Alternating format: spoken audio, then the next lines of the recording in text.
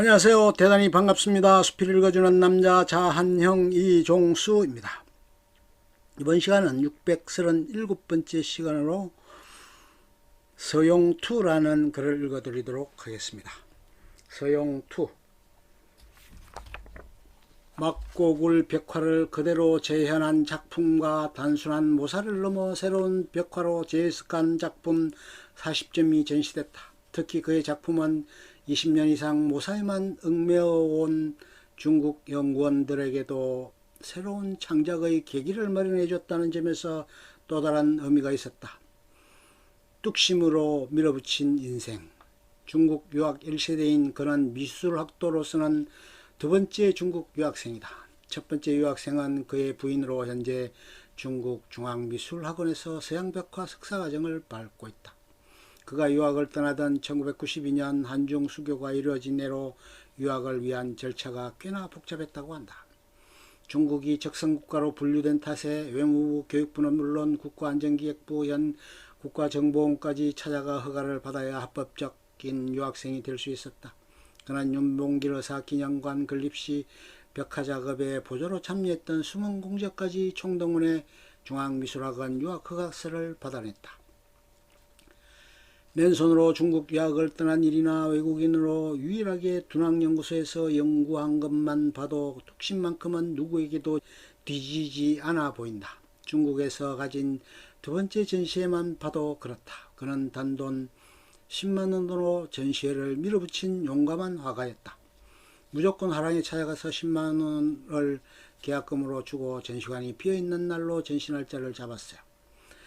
액자나 팸플렛 비용은 모두 외상으로 처리했죠. 그림이 팔리지 않으면 고스란히 빚더미에 올라앉아야 하는 상황인데도 불안하지 않더라고요. 그날부터 열심히 그림만 그렸는데 전시회가 열리자 정말 제 그림이 팔리는 거예요. 그 전시회 마지막 날 미래의 장모님을 만나는 행운도 얻었죠.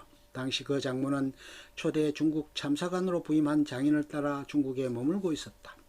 그림을 좋아한 장모는 서용시의 전시회 마지막 날 주재원 부인 몇몇과 화랑을 찾았다.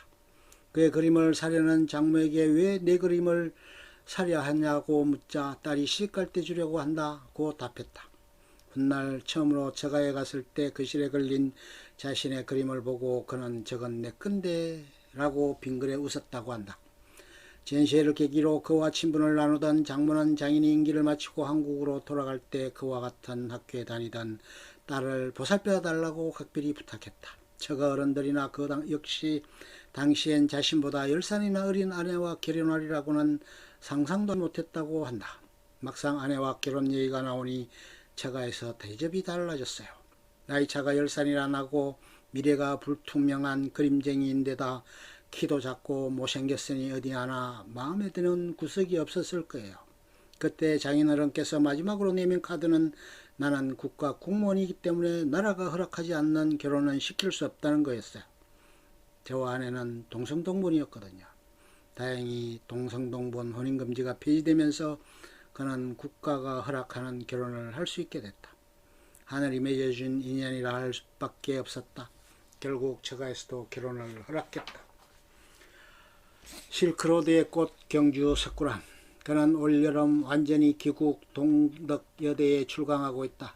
우리나라에도 100여 명의 회원으로 구성된 둔왕학회가 있지만 그곳은 문안 위주로 연구하는 단체라 실제로 둔왕벽화를 연구하는 사람은 서씨뿐이다. 둔왕이 우리나라에 본격적으로 알려진 것은 둔왕석굴에서 신라성녀 해초의 왕호 천축국전이 발견되면서입니다. 이로써 삼국시대의 서역과 교역했다고 볼 수 있죠. 하지만 저는 둔왕과 한민족을 직접 연관시키는 데는 무리가 있다고 봅니다. 둔왕벽화의 고구려인의 모자인 조우관을 쓴 사람이나 전통악기인 장고, 고구려인의 수렵도와 비슷한 형상이 나오지만 이것이 한민족이라고 할 만한 구체적인 근거는 아직 없어요. 유마힐 변상도라는 벽화에는 머리에 깃을 쓴 사람이 나오는데 이는 각국 사신을 표현한 벽화의 공식으로 보는 것이 더 적절합니다. 하지만 서역에서 들어온 불교 문화가 둔왕에서 꽃을 피우고 동으로 전해져 경주 석굴암에서 다시 꽃을 피웠다는 주장은 매우 설득력이 있어요. 둔왕의 와불과 석굴암의 본전불이 서로 닮아있지만 우리 문화가 훨씬 우수해요. 둔왕의 와불이 흙을 빚어 만든 데 비해 석굴암은 그보다 훨씬 작업하기 어려운 화강암으로 만들었거든요. 그는 문화란 흐르는 것이라며 둔왕벽화와 같은 세계문화유산을 대하는 태도도 달라져야 한다고 강조했다. 둔왕은 세계적인 문화유산이므로 어느 한 나라만의 것이라고는 하기 어렵다는 것이다. 우리 불교 문화가 실크로드를 통해 끊임없이 흘러왔다면 둔왕은 중국만의 것이 아니라 우리 문화도 근본을 같이 하고 있다고 봐야 한다는 것.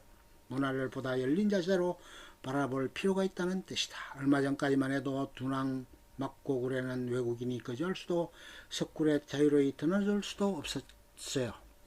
관광객도 석굴에 들어가려면 여러 기관에서 발급하는 추천서를 제출해야 했고요. 자국의 문화재 관리를 위한 정책을 모르는 바는 아니지만 같은 문화권 사람들끼리 자유롭게 교류할 수 있는 분위기가 조성되지 못한 것이 안타깝죠.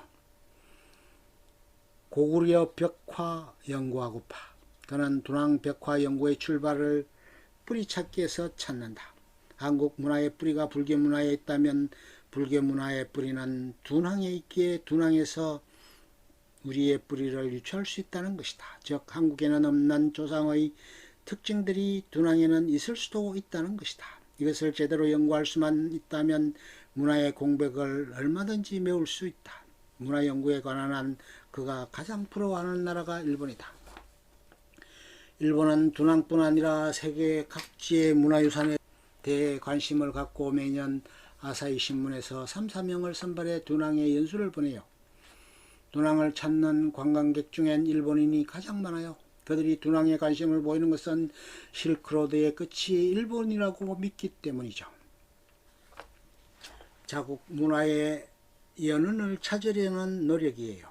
실크로드의 정수가 경주라고 믿는 우리의 생각과 다를 게 없죠. 스시에겐 남은 인생을 걸고 풀고 싶은 거대한 프로젝트가 있다. 남북한과 중국이 공동으로 고구려 벽화를 연구하는 것이다.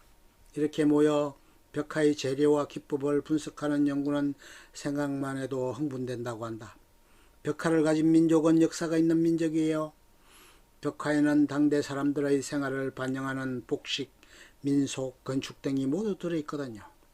그림으로 푸는 역사인 셈이죠. 벽화에 증거가 남아있으니 역사가 있는 민족으로 인정받을 수 있어요. 둔왕에 머물던 시절 그는 둔왕을 찾는 한국 학술단체나 유명인사들에게서 가이드를 부탁받곤 했다. 그때마다 그가 제일 먼저 찾은 곳은 막구굴의 입구였다. 그곳에는 둔왕 막구굴의 보존을 위해 기여하거나 그액을 기부한 사람들이 사진이 걸려있다. 사진 틀이 모두 7개인데 그중 5개의 사진이 들어있어요. 홍콩 사람 1명과 일본 사람 4명이죠. 중국의 문화유산에 왜 일본 사람들이 돈을 쏟아붓는지 그 의미를 새겨보자는 의미에서 그곳을 제일 먼저 데리고 갑니다. 일본인들은 둔왕뿐 아니라 자국으로 가져갈 수 없는 세계문화유산에 열심히 투자해요. 그것이 자신의 역사를 증명하는 일이기 때문이죠. 그가 6번째 사진틀 앞에서 늘 여기는 내 자리라고 말한다. 둔왕에서 많은 것을 배웠으니 이제는 돌려줘야 할 때라고 생각하는 것이다.